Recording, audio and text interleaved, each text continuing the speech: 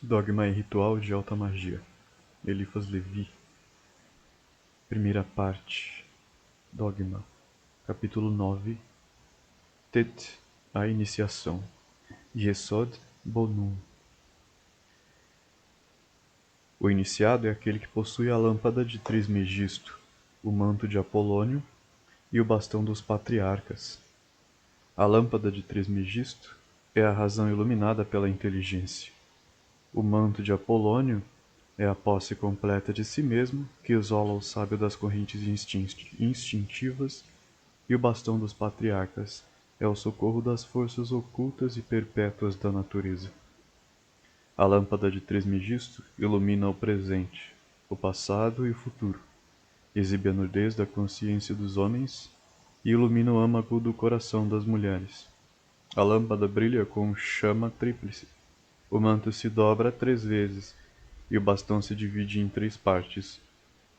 O número 9 é, portanto, aquele dos reflexos divinos. Expressa a ideia divina em todas as suas potências abstratas, mas expressa também o luxo da crença e, consequentemente, a superstição e a idolatria.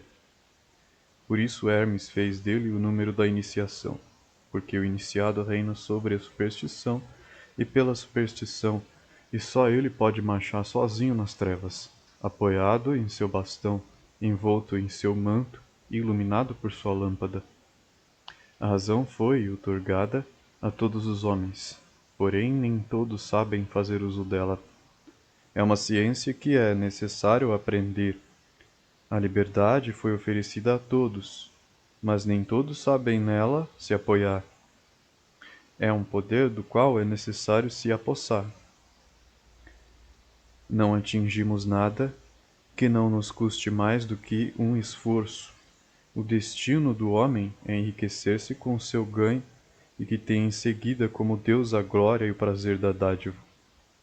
Em outros tempos, a ciência mágica era denominada arte sacerdotal e arte real, porque a iniciação concedia ao sábio o domínio sobre as almas e a aptidão para governar as vontades. A adivinhação é também um dos privilégios dos iniciados. Ora, a adivinhação nada mais é do que o conhecimento dos efeitos contidos nas causas e a ciência aplicada aos fatos do dogma universal da analogia. As ações humanas não são escritas apenas na luz astral. Deixam também suas marcas sobre a fronte, alteram as feições e a postura e mudam o tom da voz. Cada homem leva consigo a história da sua vida, legível para o iniciado, porque o futuro é sempre a consequência do passado e as circunstâncias inesperadas não alteram quase nada os resultados racionalmente esperados. Para cada homem é possível, pois, predizer seu destino. Por meio de um único movimento, pode-se julgar de toda uma existência um só desacerto pressagia toda uma série de desgraças. César foi assassinado porque a calvície causava-lhe vergonha. Napoleão morreu em Santa Helena porque apreciava as poesias de Ossian.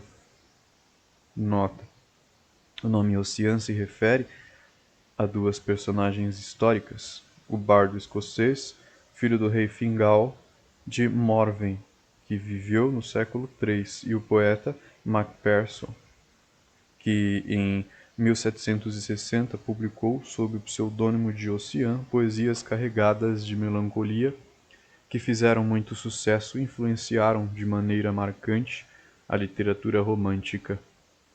Parágrafo.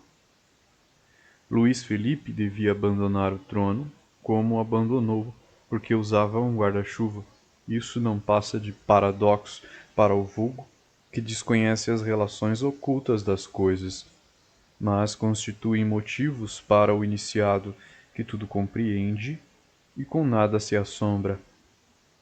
A iniciação protege das falsas luzes do misticismo, outorga à razão humana seu valor relativo e sua infalibilidade proporcional, unindo-a à razão suprema por meio da cadeia das analogias. O iniciado não tem, pois, nem esperanças duvidosas, nem temores absurdos. porque não detém crenças irrazoáveis. Sabe o que pode e ousar nada lhe custa. Assim, para ele, ousar é poder.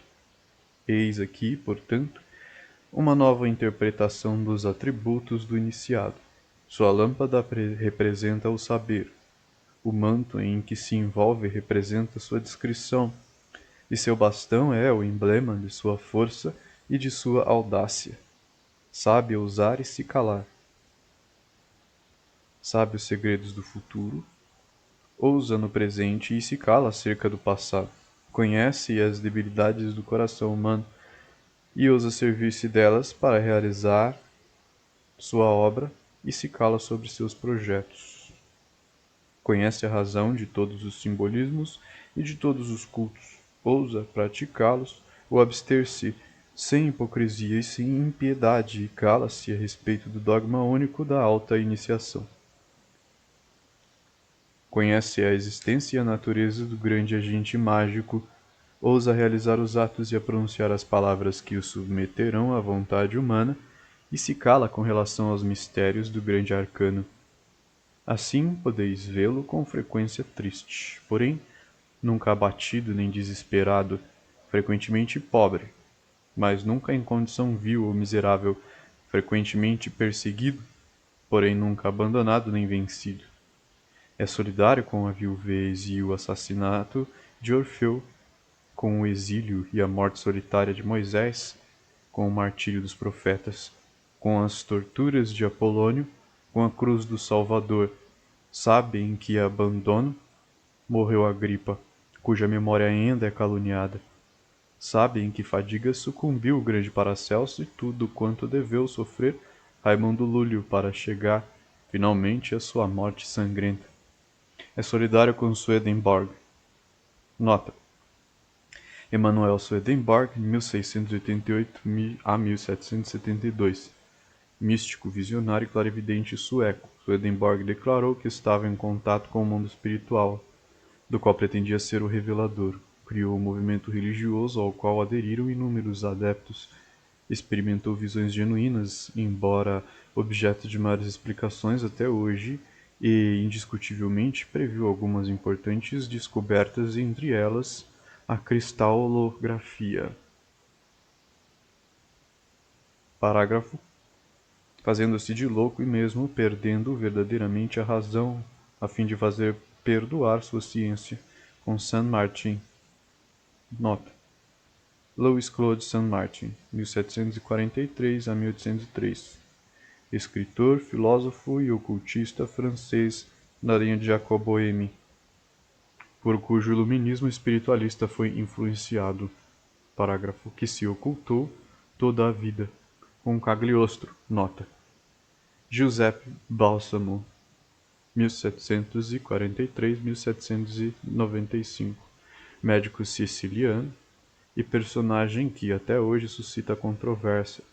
Para o ocultismo é conhecido como Conde de Cagliostro ou simplesmente Cagliostro, embora tenha passado a história como exímio mistificador e farsante, principalmente em função da sensação que causou na corte de Luís XVI e na sociedade parisiense de então.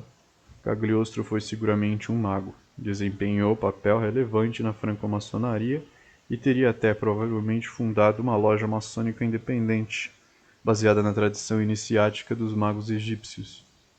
Profundo conhecedor das ciências ocultas, foram atribuídas a Cagliostro muitas curas milagrosas, taumaturgia e profecias perturbadoras, como a queda da Bastilha e a morte trágica de vários membros da monarquia francesa. Seria também um poderoso necromante. As circunstâncias de sua morte são outro motivo de dúvida e especulação, embora oficialmente conste que se estrangulou na prisão. Fora preso em Roma em 1789, acusado e condenado pela Inquisição à morte, mas a sentença fora alterada para prisão perpétua, qual a acusação real, verdadeira, para ser processado, julgado e condenado. É difícil precisar, mas Cagliostro era, indubitavelmente, uma figura incomum e bastante incômoda, passível, facilmente de ser apontada como revolucionário político, curandeiro, bruxo, necromante, charlatão e até mesmo desagregador dos quadros internos da franco-maçonaria. Esta é excepcionalmente atuante, mas também excepcionalmente serena e discreta. Parágrafo. Que morreu abandonado nos calabouços da Inquisição com Cazotte. Nota. Jacques Cazotte, 1719 a 1792. Escritor e ocultista francês, autor de O Diabo Amoroso, Cazotte se celebrizou especialmente por causa da profecia que a ele foi atribuída por La Harpe.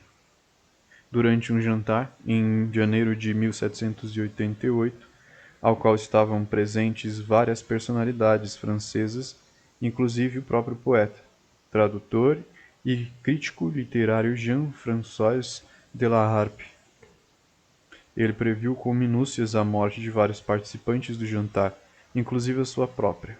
Cazotte foi decapitado em 25 de setembro de 1792. No início do capítulo 18 de Dogma, Levi faz uma leitura esotérica deste evento. Parágrafo. Que subiu ao cadafalso, sucessor de tantas vítimas, nem por isso ousa menos, mas compreende cada vez mais a necessidade de calar. Imitemos seu exemplo. Aprendamos com perseverança quando soubermos, ousemos e calemos.